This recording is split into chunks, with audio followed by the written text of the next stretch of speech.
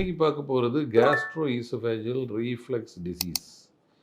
அதுக்கு ட்ரீட்மெண்ட் சிலர் கண்டினியூஸாக மாத்திரை சாப்பிட்டுட்டே இருப்பாங்க. அப்போ இதுக்கு வேறு ஏதாவது ட்ரீட்மெண்ட் இருக்கா டாக்டர்? இது சர்ஜரி பண்ணால் சரியாகுமா?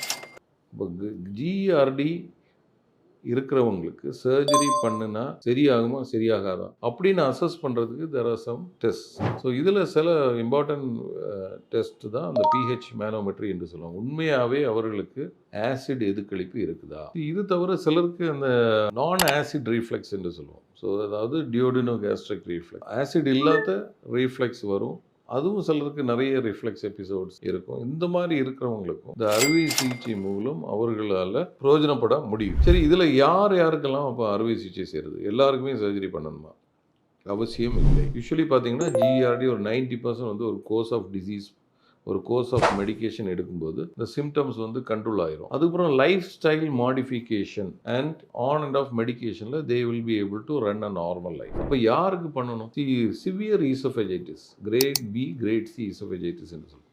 அது கண்டினியூஸாக அந்த உணவு குழாயில் புண் இருந்துக்கிட்டே இருக்குது. எண்டோஸ்கோபி பண்ணுறோம் இருக்குது, ரிப்பீட் பண்ணுறோம் திருப்பி அதே மாதிரி இருக்குது, கண்டினியூஸாக சிம்டம்ஸ் இருந்துகிட்டே இருக்குது. மாத்திரை எடுக்கிற அன்னைக்கு மட்டும் பெட்டராக இருக்குது, இல்லைன்னா ஒரு நாள் கூட இருக்க முடியல. ஸோ இது ஒரு இண்டிகேஷன். இன்னும் ஒருத்தருக்கு வந்து பிபிஐ டிபெண்ட் டிசீஸ்ன்னு சொல்லுவோம். அதை மருந்து சாப்பிட்டா மாத்திரம் தான் அவங்களால நார்மலாக இருக்க முடியுது, இல்லைன்னா சிவியர் டிஸ்கம்ஃபர்ட், வேலை செய்ய முடியல, interferes with quality of life. இது வந்து அதர் இண்டிகேஷன். இன்னும் ஒரு சிலருக்கு பார்த்தீங்கன்னா வால்யூம் ரிஃப்ளெக்ஸ், அவங்களால சாப்பிட முடியல. 2 இட்லி தான் சாப்பிட முடியும், 3 இட்லி சாப்பிட்டா தான் மேலே வந்து சாப்பிட்டுட்டு குனிய முடியல, சாப்பிட்டுட்டு படுக்க முடியல, நாக்டர்னல் சிம்டம். ஸோ இந்த மாதிரி வந்து இருக்கிறவங்களுக்கு இந்த ப்ரொசீஜர் வந்து பெனிஃபிட்டாக. ஸோ இது தவிர சிலருக்கு long term who wants to get rid of PPI, long term PPI தேவைப்படுது. அவங்களுக்கு வந்து பிபிஐ நிறுத்தணும்னு விரும்புகிறாங்க. அப்படி இருக்கிறவங்களும் இந்த பிஹெச் ஸ்டடி பண்ணிக்கிட்டு they can undergo this procedure. சரி, இது இப்போ என்ன சர்ஜரி பண்ணுறது?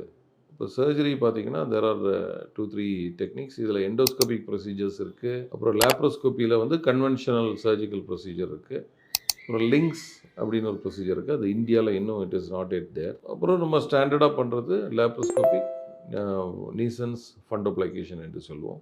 அதாவது இறப்பை எடுத்து அதை திருப்பி அந்த வால்வு வந்து ரீக்ரியேட் பண்ணுறது, லோவர் ஈசோஃபேஜியல் ஸ்பிங்க்டரை வந்து ரீஃபார்ம் பண்ணுறது.